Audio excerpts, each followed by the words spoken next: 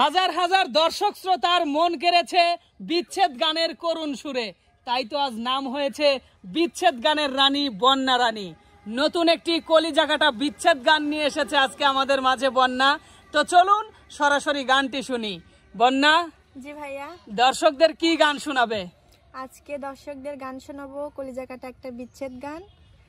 আমার খুবই পছন্দের একটা গান, আশা করি দর্শকদের ভালো লাগবে। আচ্ছা, তাই নাকি?